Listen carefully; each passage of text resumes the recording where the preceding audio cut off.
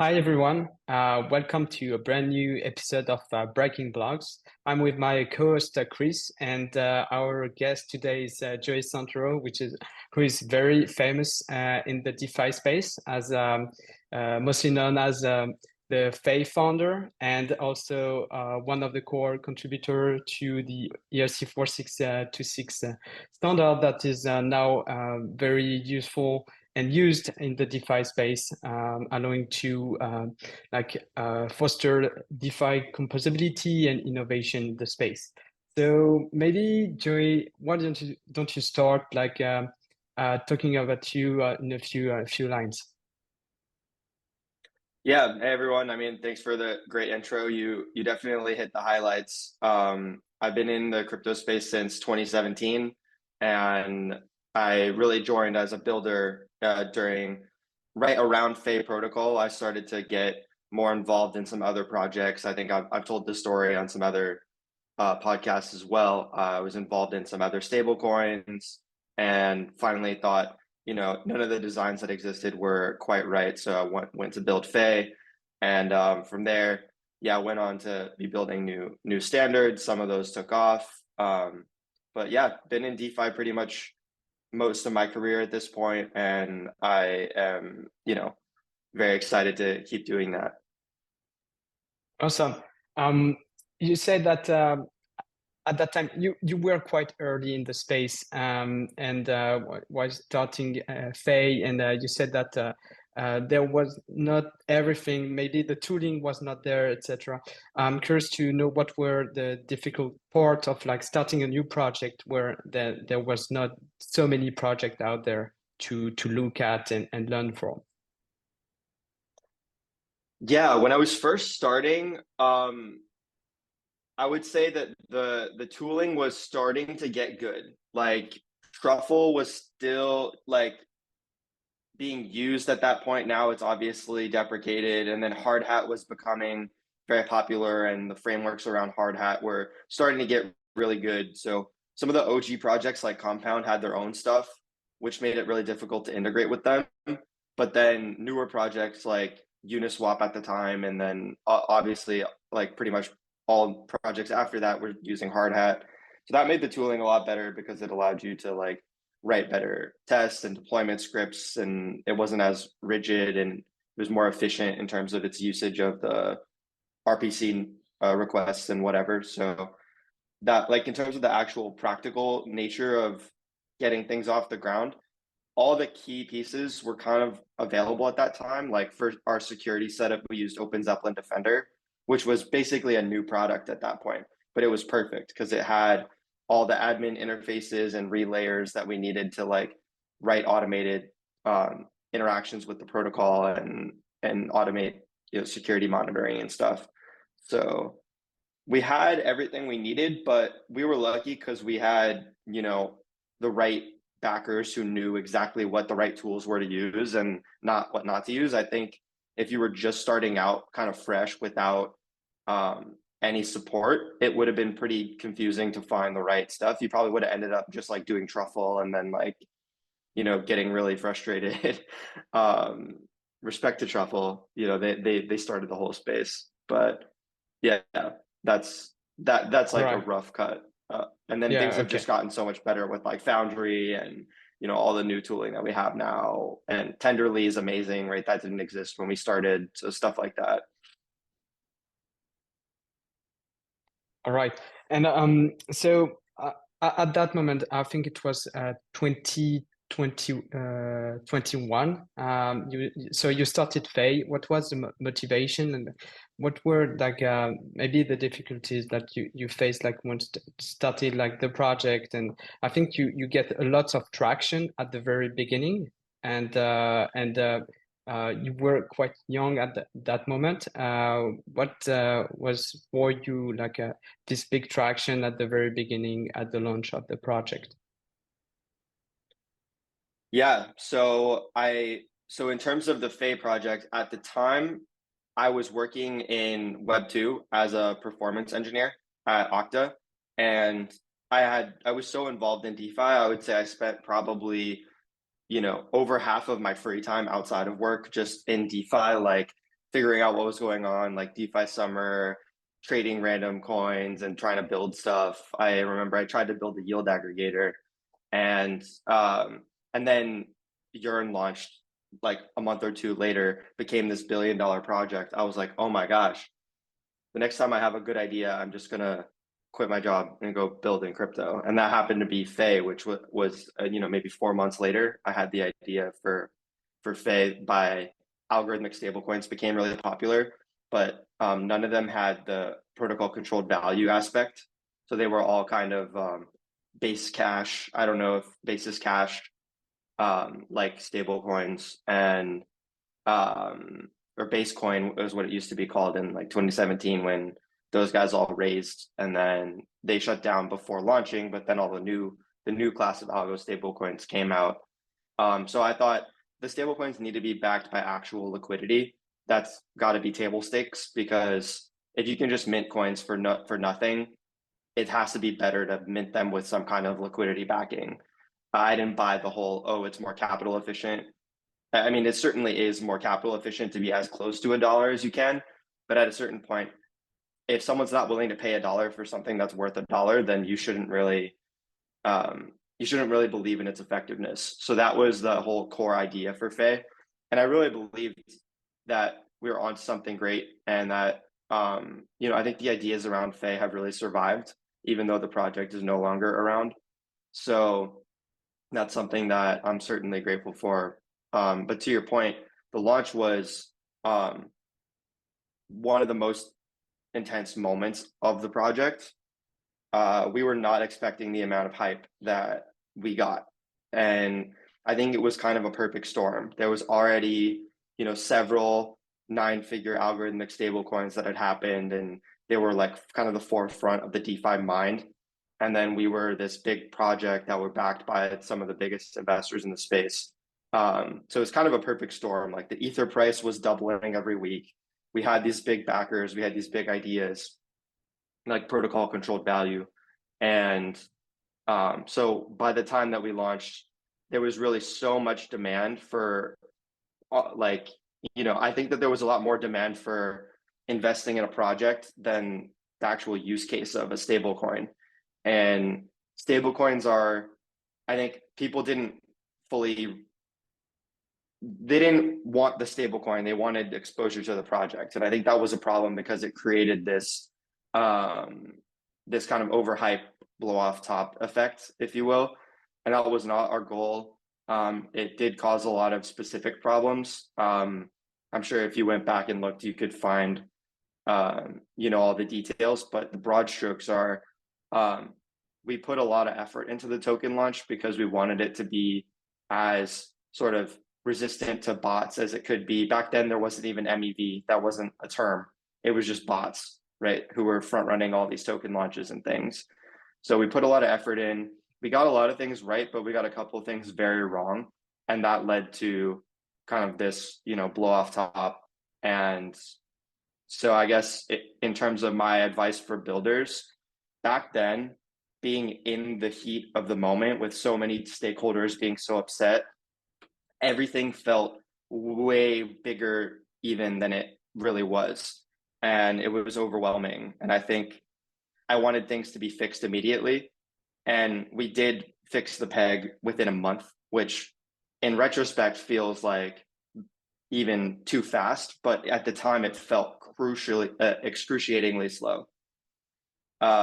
So if you find yourself in a difficult situation as a founder, take your time to do it right and lean into the stakeholders who are giving you like clear-headed direction, and not like kind of ratcheting up the pressure, because it's hard to perform under pressure.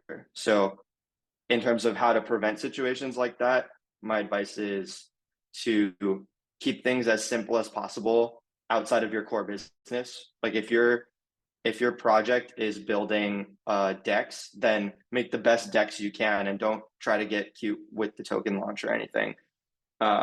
Just do what's worked for everything that's not your core business, and then that's where you innovate.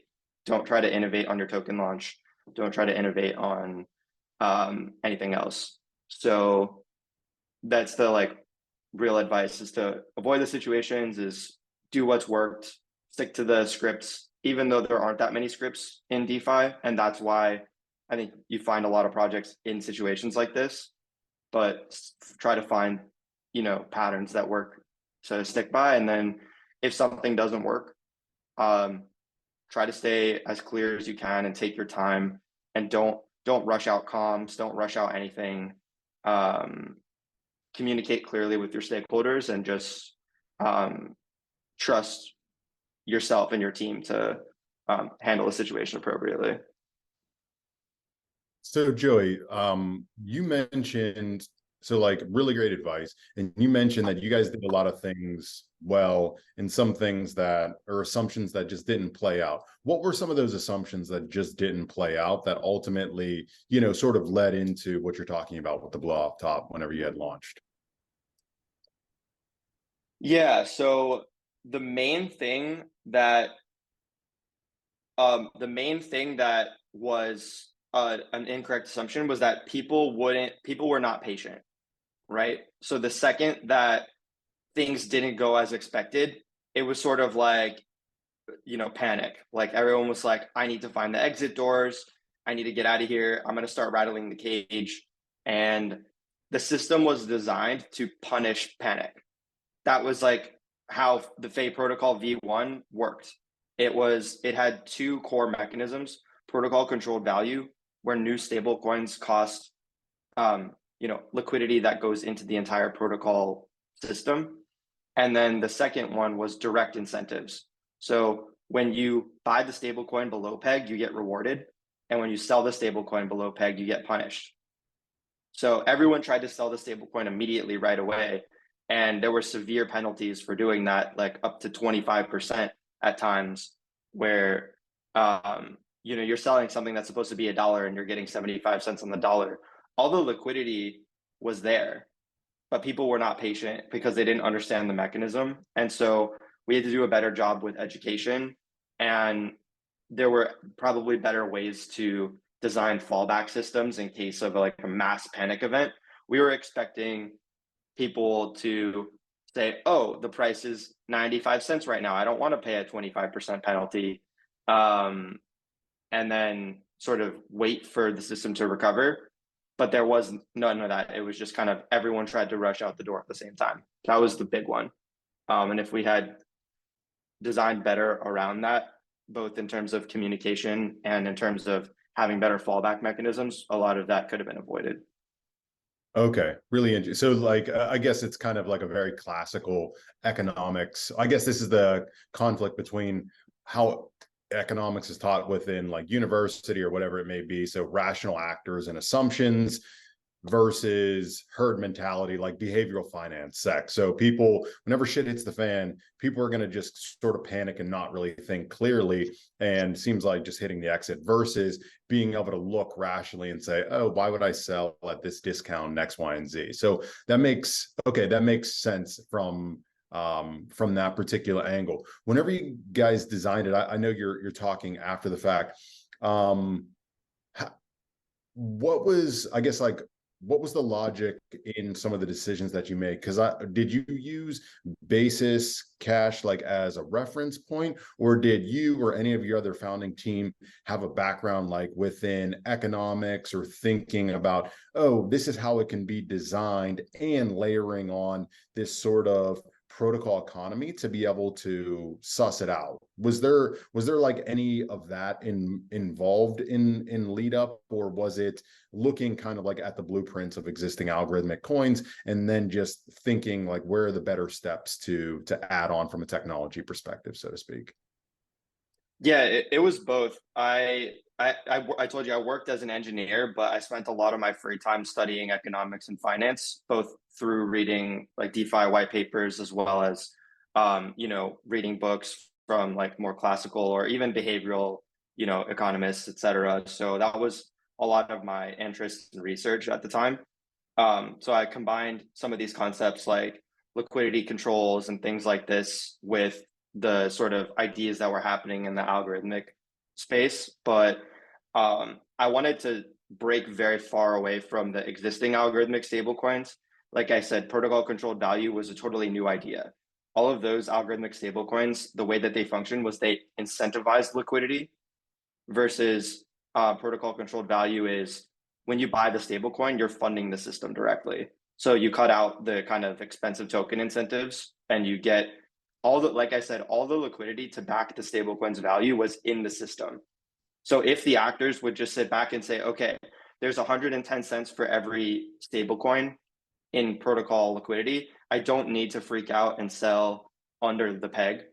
I just need to be patient and I'll get all my money back. And there was a large segment of users who understood that and were patient and got 100 cents on the dollar.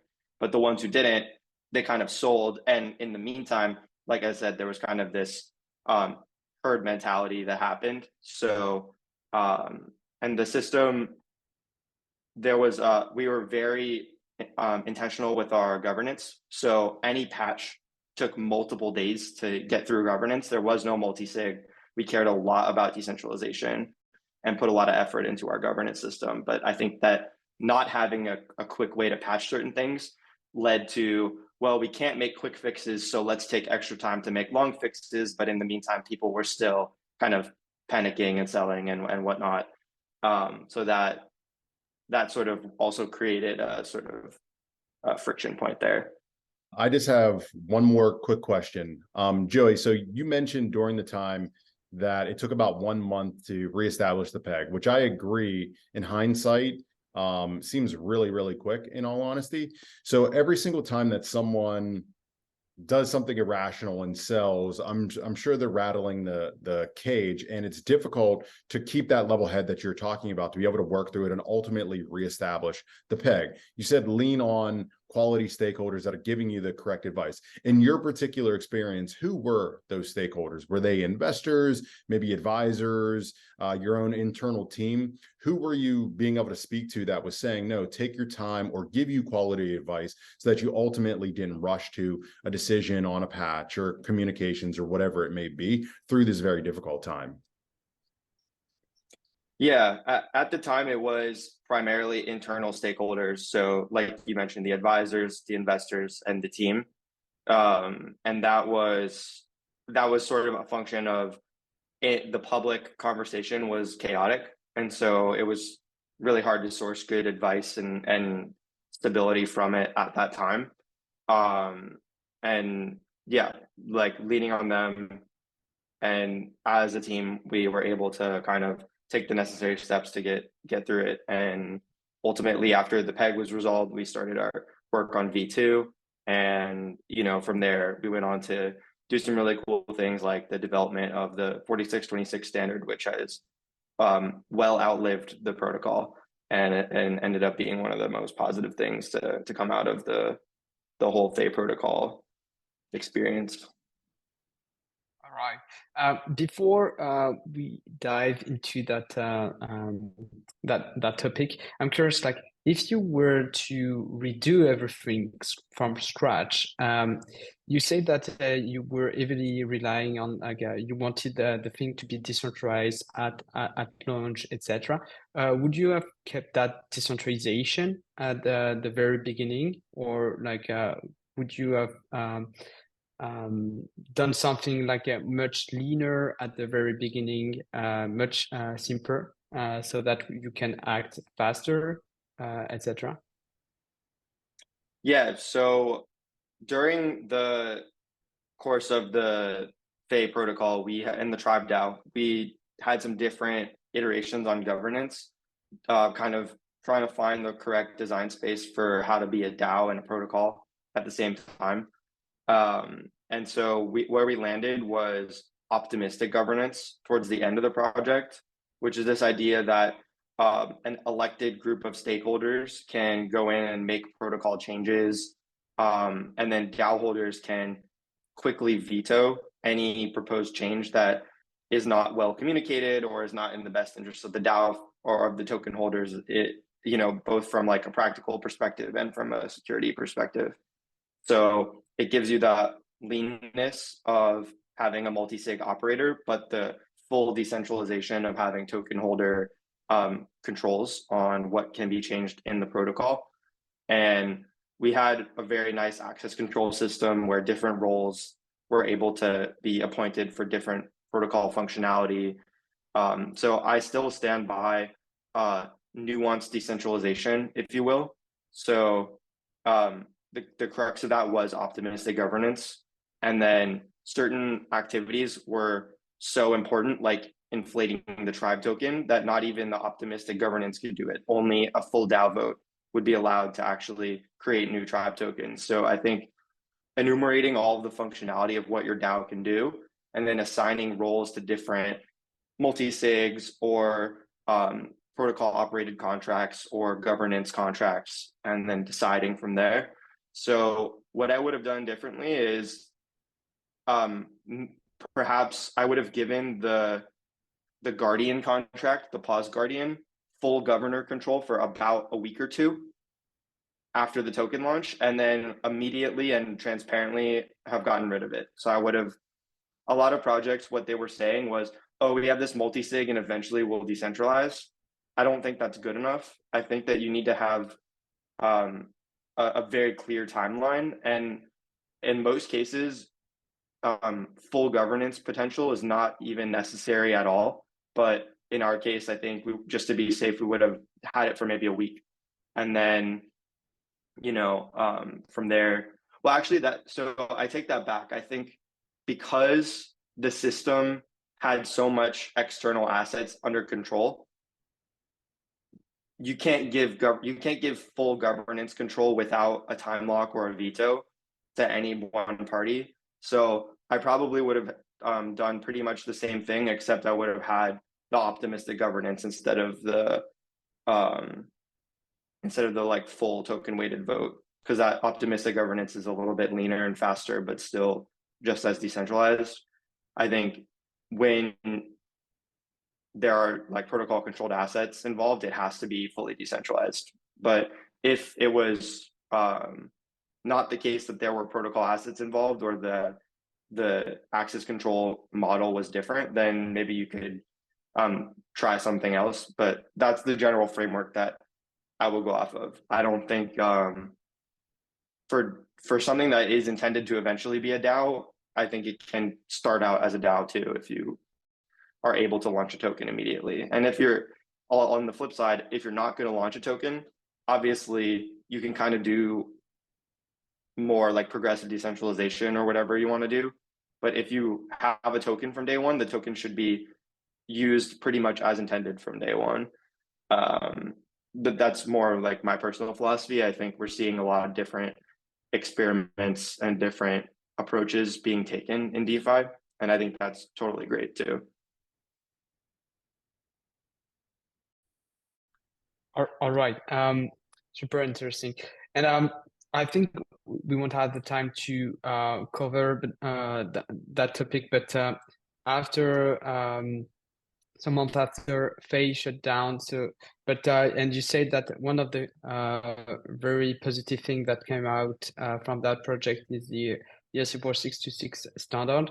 Can you maybe like explain what was like the journey from like building Faye to building that standard, and like what is your philosophy right now? What are you on the verse right now? So wait, sorry, can you repeat the question?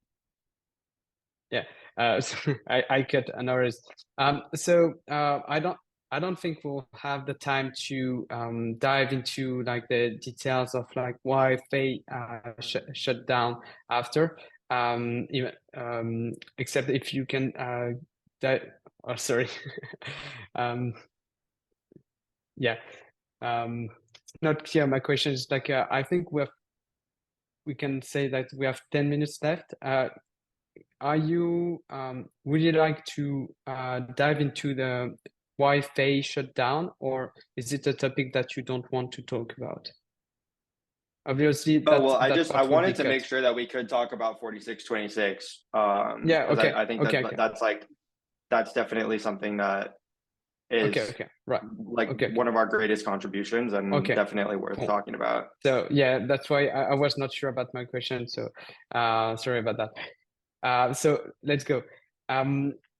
This is very interesting. And you say, Joey, that one of the very positive things that came out from the FAI protocol was the ERC 4626 standard. Like, can you explain us what led you to create that standard and what's the purpose? Yeah, totally. So as we were building, we started expanding on different verticals in terms of we were building the stable coin, but we also, we're building a lending market and a yield aggregator and sort of different ways to plug those together.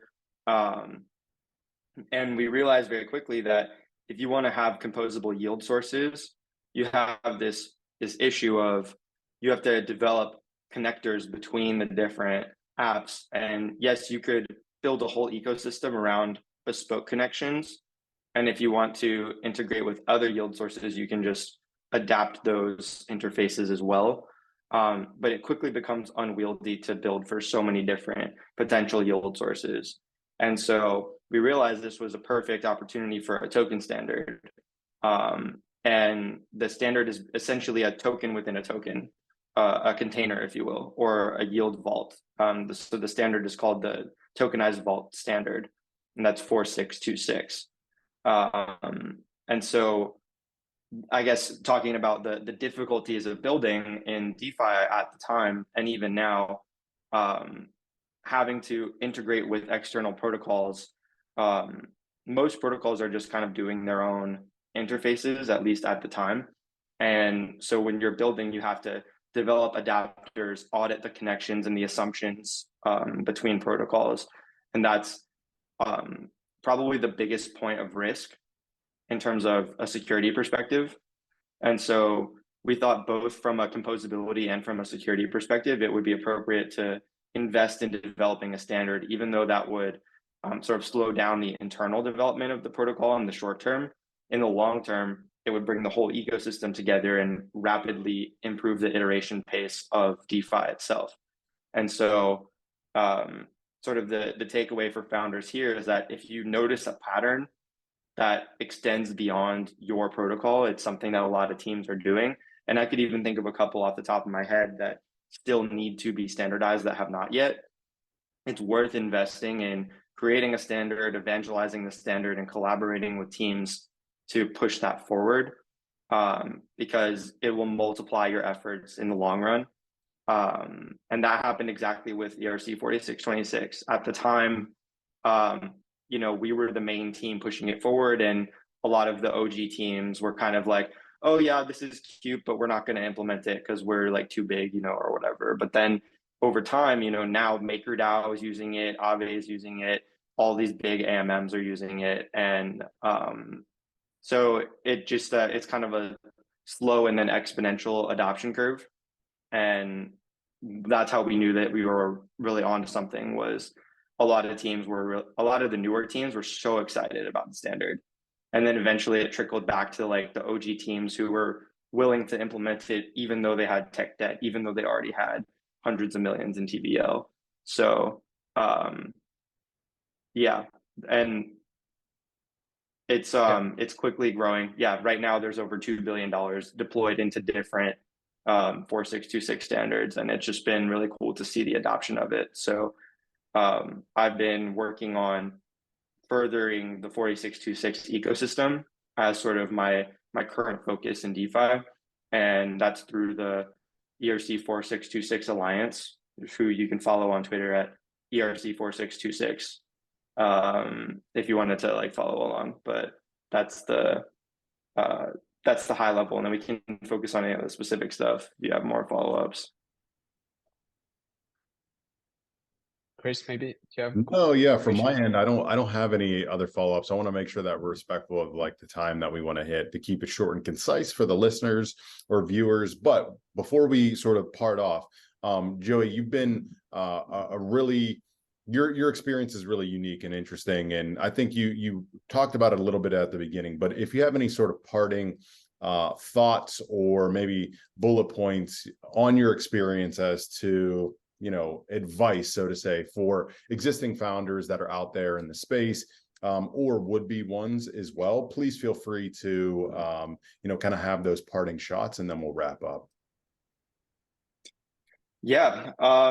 So there are, both for existing founders and for new founders, I think there's right now, at least in the marketplace, if you will, or in the collective consciousness, there's this sentiment of risk in building in DeFi. Everyone is seeing more novel hacks, more regulatory actions. Everyone's kind of feeling a little bit on edge in terms of the riskiness of building in DeFi. And my advice would be, even through the absolute worst things that we went through, I do not regret building in crypto, in DeFi. I feel that the work that we did was so crucial, and that being part of the evolution of the space, even if you take a risk and it doesn't work out the way you think it will, is worth it, because you're innovating, you're helping to push the space forward, and it's the risk takers who are going to be remembered as the pioneers who push the space forward. And so my advice is, yes, try to learn from as many mistakes as you can so that you don't have to make them, and try to mitigate as much risk as possible. That is absolutely crucial.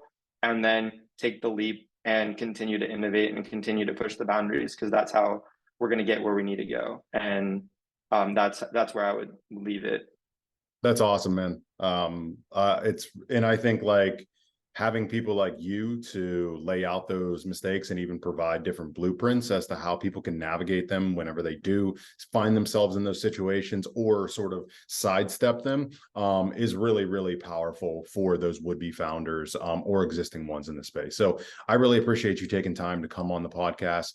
I know Merlin, it's always a pleasure hearing your thoughts and perspectives on this, as well. So with that being said, thank you everyone for tuning in to this most recent episode of Breaking Blocks, and we will see you next time.